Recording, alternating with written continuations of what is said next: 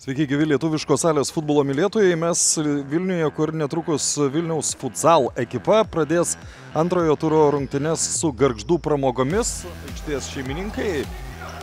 Čia smūgis į vartus nėra pavykus. Čia puikus perdavimas į priekį ir dabar žaidimu. Tai tas skirtumas tikrai nėra toks didelis, kad komanda turėtų pirmauti. Čia Pakadevas palieka kamuolį Buzevičiui, čia smūgis ir Butkus.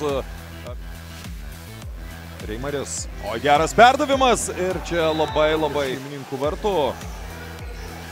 Čia paliktas kamuolys Davidui Reimariui ir Reimaris iš toli smūgiuoja tiksliai į tolimąjį apatinį vartų kampą. Sužaidus 14 minučių 9 sekundės krenta pirmasis įvartis. Vilniečiai. Benas Buzevičius, jo tolimas smūgis ir Žymantas. Smūgis ir šalia vartų. Puikus geras perdavimas dabar Jonui Lebedevui, smūgis į vartus ir čia pavojingas epizodas 1-1. Lukas Tatarūnas sužaidus beveik 9 minutės antrajame kėliny. Pirmasis prišoka prie kamuolio ir kamuolys vartuose. Vėl vos tik pasikeitė pirmasis ketvertas Gargždų komandoje, iškart yra pavojus. Dar vienas smūgis ir vėl po kampinio. Atsimenat, žaisti per Davidą Reimarį ir atrodo, kad kiti žaidėjai kartais net nežiūri į vartus. Čia smūgis ir puikus. Rezultatas vis dar 1-1. Lukošius klysta ir Pukevičius per visą aikštę smūgiuoja ir Aurimas Pukevičius pirmą kartą ne tik šiose rungtynėse, bet ir šiame sezone išveda Vilnius futsal komandą į priekį. Kalbėjau apie tas rizikas, jas prisiėmė Gargždų komanda. Pirmosius 2 turus būtų jau iškovojusi pergalę. Aišku, kad kažkada buvo, bet tikrai ne paskutiniu laiku. Algimantas Bačianskis likus minutei 15 lygina rezultatą. Pavyksta išžaisti kamuolį jam idealiai ir rezultatas 2-2. Reikia kažkokiu būdu atlikti smūgį. Ta padaryti nėra lengva, čia pavojingas Reimaris. Na, tiesiog įspūdinga šių rungtynių pabaiga. 12 sekundžių iki šios dvikovos pabaigos ir permainingos, įdomios rungtynės, kuriuose nugalėtojas nepaaiškėjo.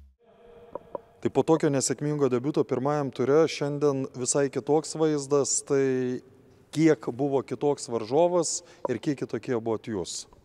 Gal mes labiau kitokie buvom, po praeitų rungtynių padarėm išvadą, kad nebuvo taip, kad mūsų akmenė plautų ir ten ištisai bręsti įvartį, bet labai darėm didelių klaidų, tokio kompaktiškumo trūko.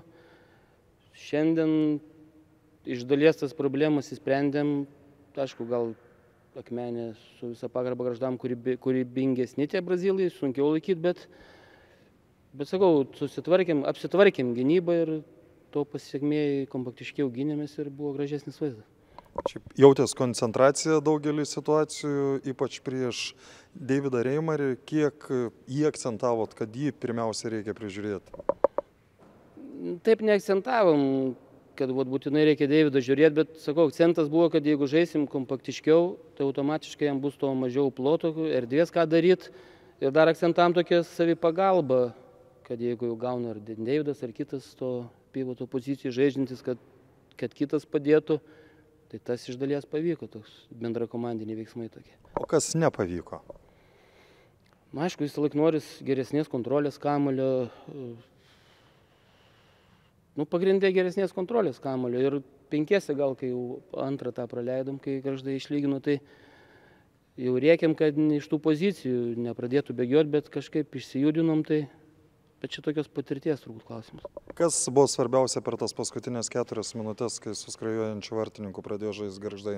Tai buvo svarbiausia apsigintų, kas lemtų tą gynybą gerą. Tai sakau, nepalikti pozicijų, nes nepalikom pozicijų ir įmušėm patys net.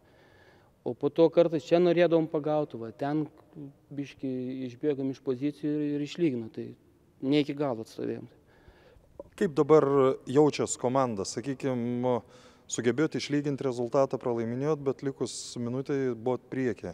Tai labiau nusivylimas dėl prarastų taškų ar džiaugsmas dėl iškovoto? Nu, sakyčiau, žiūrint bendrą kontekstą, kaip mes čia ruošiame sezonui, kaip varžovai ruošiasi, tai mums labiau pliuso tas taškas, nes, sakau, nežinojau iš jais ko tikėtis, bet toks mes dar čia pradinė stadija, tokių pilnaverčių treniruočių beveik nebuvo. Gal viena, kurią pavadinčiau panašesnė į treniruotę, tai tam kontekste skaitau, kad teigiamas rezultatas. Tai pradėkim nuo to, ar tikėjotės, kad bus šiandien taip sunku?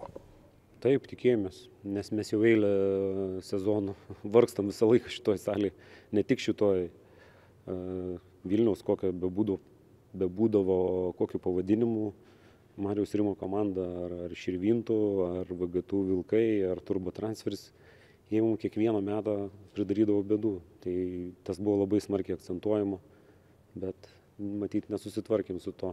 Nedėjo mano žodžiai žaidėjams, sakykime, į galvas. Tai kas nepavyko?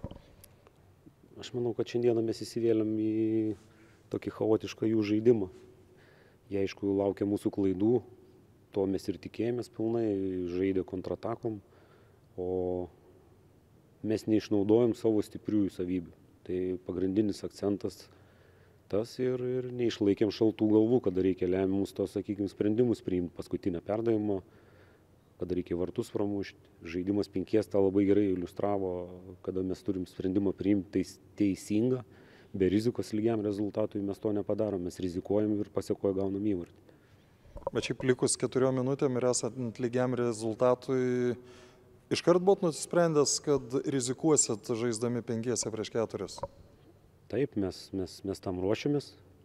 Mes buvom pasiruošę planą, kaip mes žaisim 5 čempionato pradžia.